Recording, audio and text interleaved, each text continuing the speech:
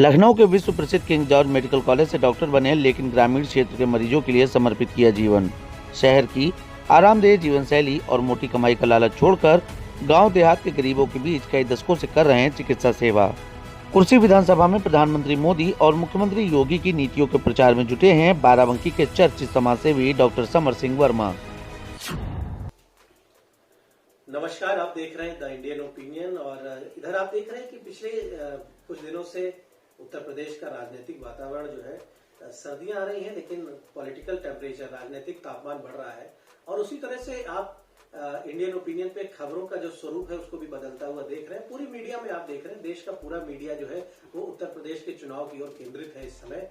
जाहिर सी बात है कि देश का सबसे बड़ा प्रदेश है, करोड़ों लोग यहाँ पर मताधिकार का प्रयोग करते हैं और उत्तर प्रदेश की जो सरकार है, उत्तर प्रदेश इतना महत्वपूर्ण प्रदेश है कि दिल्ली में जो सरकार बनती है उसका रास्ता उत्तर प्रदेश से होकर जाता है, ये भी राजनीतिक विश्लेषकों का मानना है।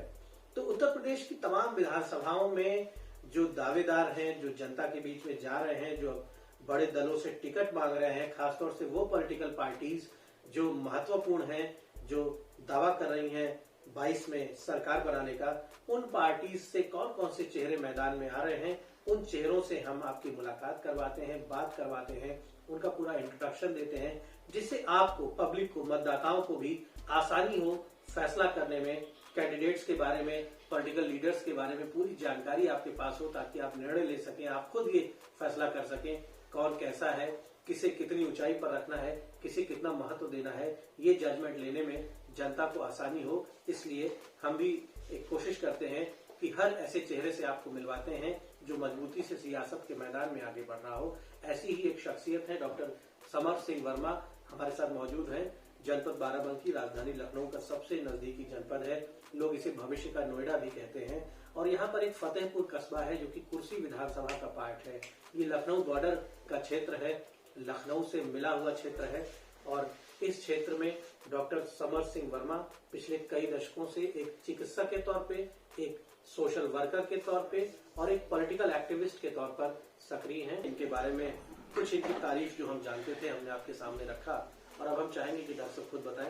डॉक्टर साहब, आप बाराबंकी जनपद में किस गांव को बिलोंग करते हैं? साढ़े मऊ के रहने वाले हैं जी। हम ग्राम साढ़े मऊ जो यहाँ से 6 किलोमीटर दूर है जहाँ आप बैठे हुए हो, और वहीं के वहीं हमारी पैदाइश हुई। हमारे पिताजी एक छोटे जमींदार और किसान थे। वो उनका एक सामाजिक जीवन था। उन्होंने सन 1962 में एमएलए का चुनाव इस क्षेत्र से लड़ा था स्वतंत्र पार्टी से, और मेरी गांव की पढ़ाई अपने गांव से शुरू होकर के फतेहपुर होते हुए मैं गवर्नमेंट कॉलेज बाराबंकी होते हुए फिर केजीएमयू लखनऊ में खत्म हुई, जहां से मैंने एमबीबीएस और डीएमआरडी पास किया।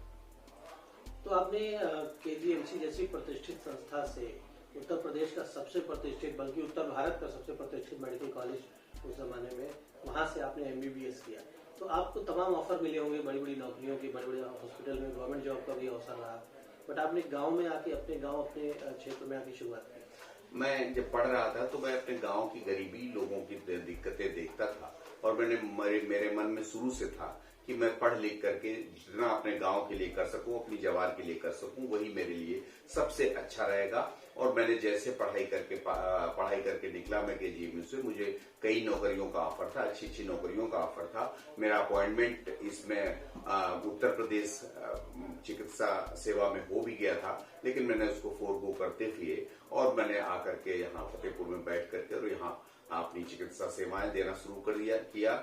और बहरहाल अब तो ये कस्बा हो गया है छोटा मोटा। पहले तो बिल्कुल गांव जैसा माहौल था। यहाँ तब बिजली भी बहुत अच्छी नहीं थी, सड़कें भी बहुत खराब थी और जहाँ पे हमारा घर बना हुआ यहाँ पर तो बाग था सिर्फ, जिसको मैंने खरीद करके यहाँ पर अपना अस्पताल बनाने का प्रयास किया था और बहरहाल आज तक बढ़िया अच्छे से अस्पताल हमारा बन गया है।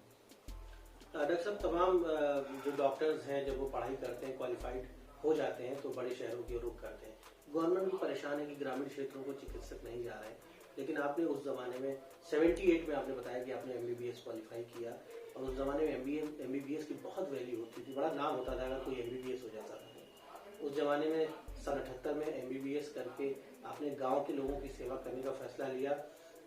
इसके लिए हम आपको धन्यवाद भी देंगे और आपकी संवेदनशीलता का इससे आभास होता है कि आप एक संवेदनशील व्यक्ति शुरू से ही रहे, समाज के कमजोर लोगों की पीड़ा को आप अपनी पीड़ा समझते थे। आपका सामाजिक जीवन डॉक्टर साहब कैसे प्रारंभ हुआ, राजनीति में कैसे रुचि ली आपने? मेरे बहनोई रामचंद्र बख्श सिंह जी राजनीति में थे और मेरा गांव का परिवेश भी राजनीतिक था। मेरे गांव में, मेरे परिवार में स्वतंत्रता संग्राम सेनानी थे।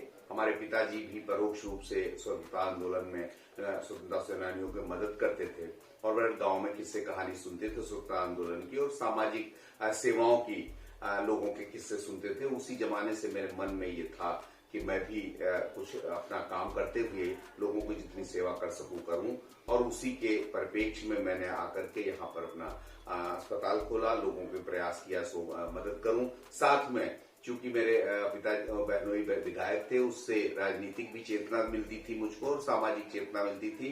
तो उस दौरान जो और सामाजिक समस्याएं लोगों के सामने थी उनको मैंने हल करने का प्रयास किया, यहाँ लोगों को संगठित करने का प्रयास किया और लोगों को हेल्थ सेवाएं देने का बहुत बड़ा काम किया। जैसे बहुत सारे आई कैंप जो उस जमाने में लोग लगाते थे लेकिन बहुत सफल नहीं होते थे, लेकिन मेरा इतना सफल कार्यक्रम आँख के कैंप का होता था, कैंसर के खिलाफ कैंप होता था, तंबाकू के खिलाफ कैंप होता था कि लोग उसमें बड़े बड़े प्रतिष्ठित लोग आते थे। हमारे प्रदेश के, गुजरात के और राज्यपाल एक बार आए हैं हमको सम्मानित करने, हमारा उत्साहवर्धन करने के लिए। श्री वीपी सिंह आए हैं, विश्वनाथ प्रताप सिंह जी आए हैं, अजीत सिंह आए हैं। इस समय मौजूदा केरल के राज्यपाल श्री आरिफ मोहम्मद खान जी हमारा उत्साहवर्धन यहाँ करने आए हैं। रामचंद्र बख्श जी भी आया करते थे हमारा उत्साहवर्धन करने के लिए।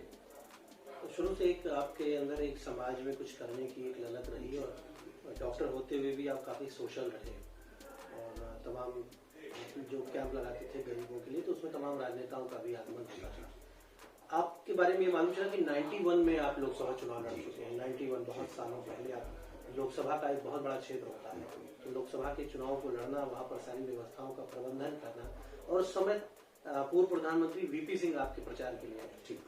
और उस समय जितने भी राजनीतिक बड़े नेता थे, पूर्व प्रधानमंत्री विश्वनाथ प्रताप सिंह, अजीत सिंह और पासवान जी, ये सब हमारे प्रचार में वहां आए हुए थे कैसरगंज में। बहरहाल बहुत अच्छे से हम चुनाव लड़े थे, लेकिन उस जमाने में बहरहाल बहुत सफल नहीं हो पाए थे हम।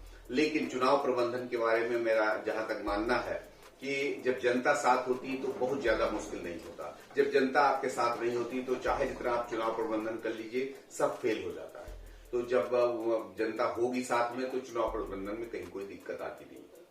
और साथ में एक और मैं आपको कहना चाहता हूँ, आप जब राजनीति करते हो, राजनीति में उतरते हो, तो आपको ये पता चलता है कि आपका कौन विरोधी है, कौन आपका समर्थक है। आपसे चाहे 200 किलोमीटर दूर बैठा हो, आपको शाम तक सत्या खबर मिल जाएगी, फला गांव में फला आदमी आपके खिलाफ है और फला गांव में फला आपका आप समर्थक है। ये बहुत आसान है और बहुत जितने राजनीतिक लोग हैं उनको सबको पता रहता है कि हमारे साथ कौन है, कौन नहीं है। डॉक्टर साहब, आपके जीवन का कुछ हिस्सा उन दलों में बीता जो कम्युनिस्ट विचारधारा से प्रभावित हैं, और बट इधर कई वर्षों से आप बीजेपी की विचारधारा का समर्थन कर रहे हैं। आप गांव-गांव जा रहे हैं, लोगों को नीतियां बता रहे हैं, प्रधानमंत्री की, मुख्यमंत्री योगी आदित्यनाथ की नीतियां बता रहे हैं।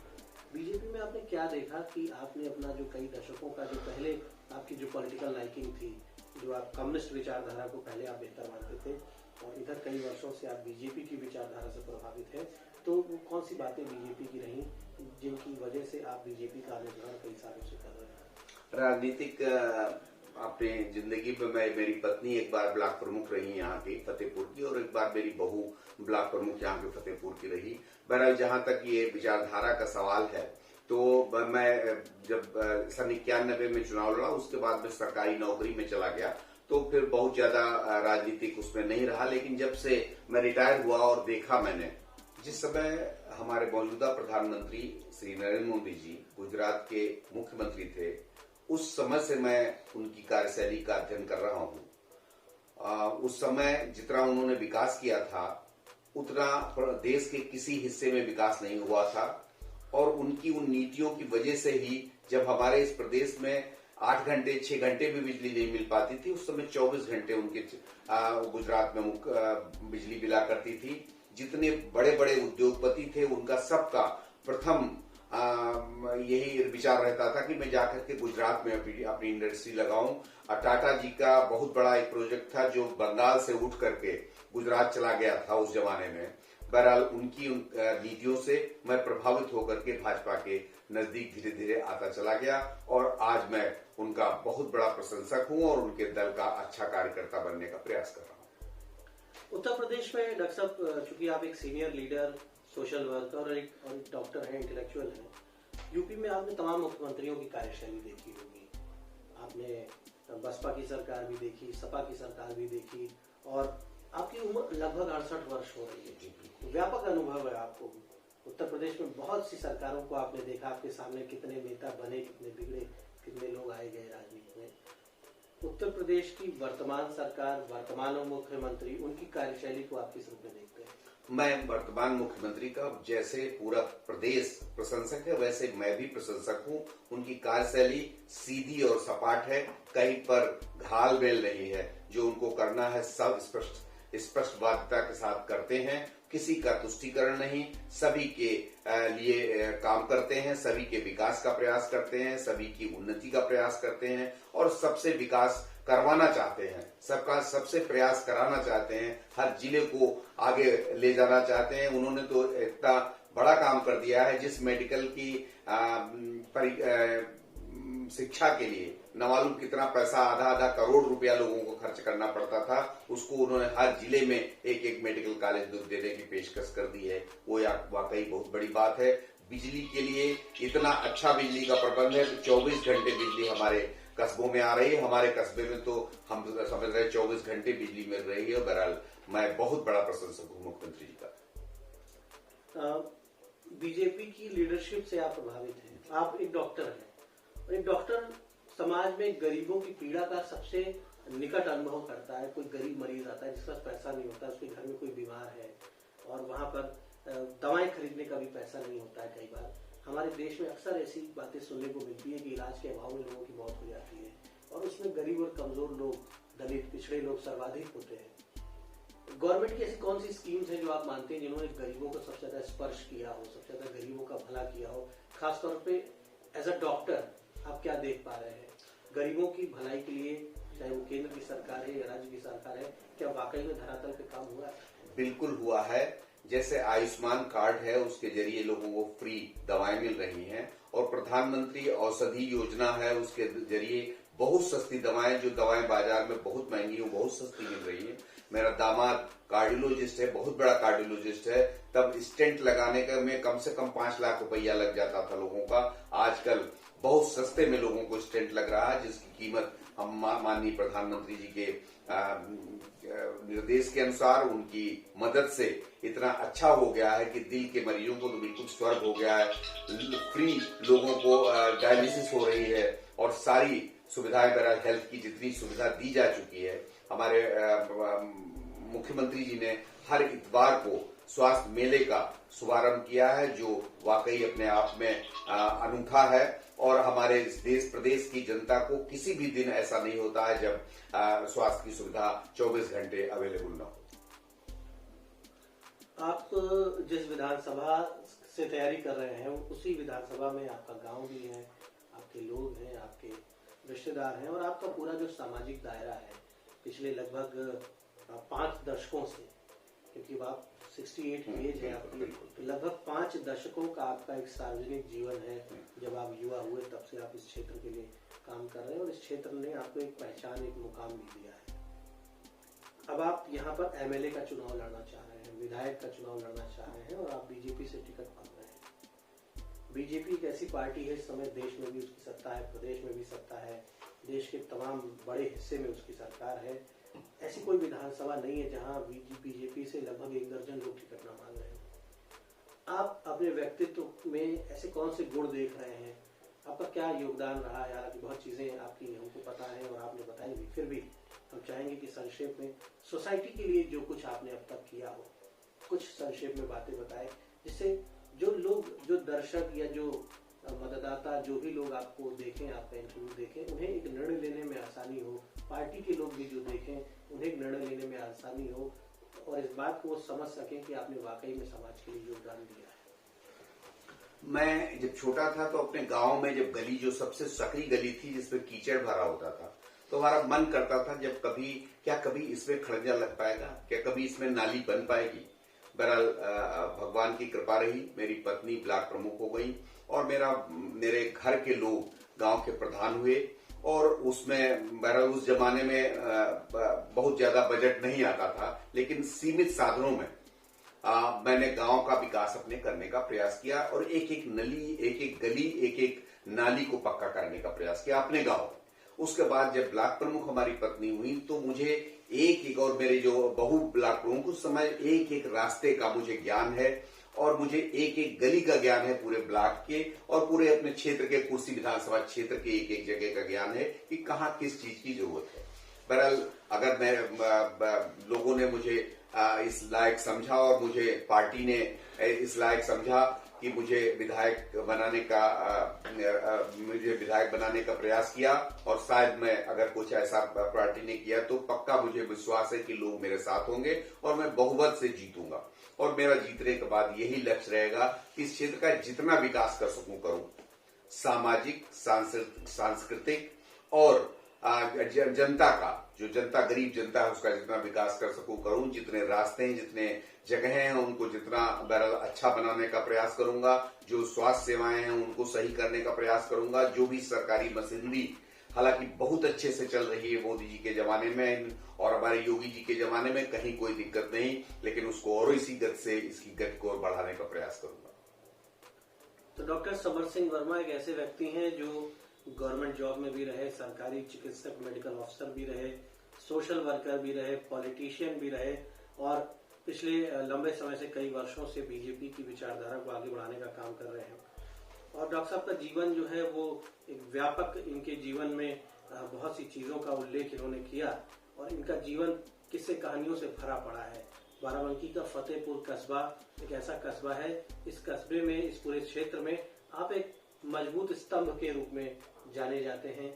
यहाँ पर एक अस्पताल भी आप चलाते हैं, बगल में सीएचसी है, सामुदायिक स्वास्थ्य केंद्र है, लेकिन इनके अस्पताल में गरीबों की भीड़ लगी रहती है। भरोसा इन्होंने अर्जित किया है इस पूरे क्षेत्र में और अब ये समाज में उस राजनीतिक पायदान की ओर सीधे बढ़ रहे हैं। हालांकि पुराना अनुभव है इनका, लोकसभा लड़ चुके हैं, एक बड़े एरिया में चुनाव लड़ चुके हैं, अब विधानसभा का चुनाव लड़ना चाहते हैं, बीजेपी के प्रति उत्साहित है। ये देखने वाली बात होगी कि टिकट जो है, जो सेमीफाइनल माना जाता है, उस सेमीफाइनल को क्वालिफाई करने के बाद ही फाइनल यानी चुनाव के लिए कैंडिडेट्स को जाने का मौका मिलता है। तो फिलहाल सेमीफाइनल के लिए कंटेस्ट कर रहे हैं और रोचक प्रतिस्पर्धा सभी विधानसभाओं में फिलहाल टिकट के लिए है। तो ये देखने वाली बात होगी कि बीजेपी के लोग, बीजेपी के जो ऑब्जर्वर्स हैं, जो नीति निर्माता हैं, जो प्रदेश स्तर पर सक्रिय हैं, वो डॉक्टर साहब के जीवन को, उनके योगदान को, उनके अनुभव का लाभ किस रूप में लेते हैं। धन्यवाद।